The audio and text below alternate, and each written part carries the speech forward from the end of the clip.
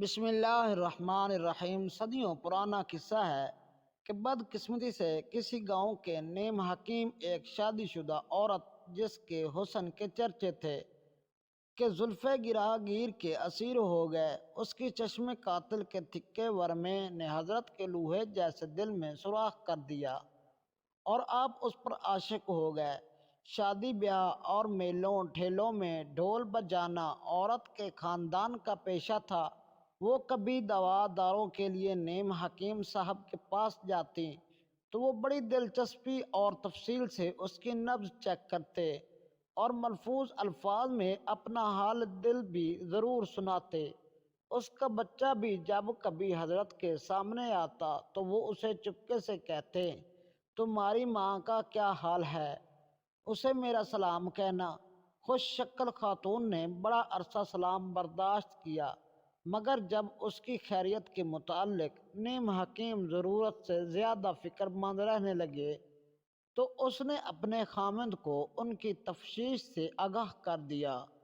اس سنگین مسئلے پر ڈھول بجانے والے خاندان کے مردوں کا ایک اجلاس منعقد ہوا جس میں حضرت کی صحت کاملہ کے لیے دعا کی گئی اور ان کے درد دل کے علاج کے لیے مختلف طریقوں پر غور و خوض کے بعد ایک جوہر زار شفا اسلوب فائنل ہوا۔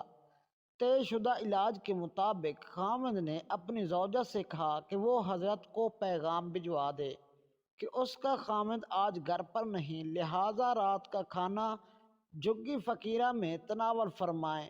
نیز اس مبارک موقع سے فائدہ اٹھاتے ہوئے باہمی دلچسپی کے امور پر تبادلہ خیال بھی ہو جائے تو کوئی مضائقہ نہیں۔ عورت نے طے شدہ شیڈول کے مطابق پیغام بھجوایا تو حضرت خوشی سے لال و لال ہو گئے۔ تیر نشانے پر بیٹھا تھا، چنانچہ 2 گھنٹے کی جان توڑ تیاری میں آپ نے خضاب کو زینت ریش مبارک بنایا، آنکھوں میں وافر مقدار میں سرما لگایا اور کان میں عطر کی ڈبوئی ہوئی روئی ٹھونس دی۔ خرامہ خرامہ کوہ یار کی طرف روانہ ہو گئے۔ دل پذیر محبوب نے نیم حکیم کا گرمجوشی سے استقبال کیا اور انہیں ایک کمرے میں تشریف رکھنے کو کہا۔ عین اسی وقت دوسرے کمرے سے خاندان کے مردوں پر مشتمل ظالم سماج کا ڈنڈوں سے مسلح ایک ٹولہ برآمد ہوا۔ انہوں نے عورت کو چھت پر جا کر ڈھول بجانے کو کہا۔ بیاسیوں کے گھر میں ڈھول بجانے کی رسم معمولی کی بات تھی، چنانچہ اہل دہیہ کو حالات کی سنگینی کا ادراک نہ ہو سکا۔ ادھر ظالم سماج کے ٹولے نے حضرت کو ڈنڈوں سے سیوا شروع کی تو انہوں نے بے ساختہ ڈھول کی تھاپ پر رقص کا آغاز کر دیا۔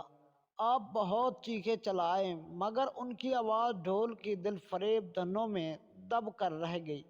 المختصر جب سیوا کرنے والے ٹولے نے حضرت کو گھر سے باعزت رخصت کیا تو ان کا انگ انگ ڈھول بجا رہا تھا اور نیم حکیم نیم جاں ہو چکے تھے۔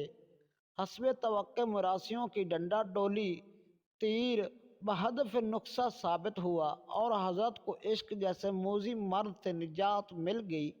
تاہم اس علاج کا سائیڈ افیکٹ یہ سامنے آیا کہ وہ مستقل طور پر ایک نفسیاتی عارضے میں مبتلا ہو گئے۔ نیم حکیم جب بھی کہیں ڈھول کی آواز سنتے تو ان کا تڑا نکل جاتا اور آپ خوف سے جھرجھری لے کر فرماتے، اوہ آج پھر کوئی مسکین پٹ رہا ہے۔ سبق: پرہیز علاج سے بہتر ہے۔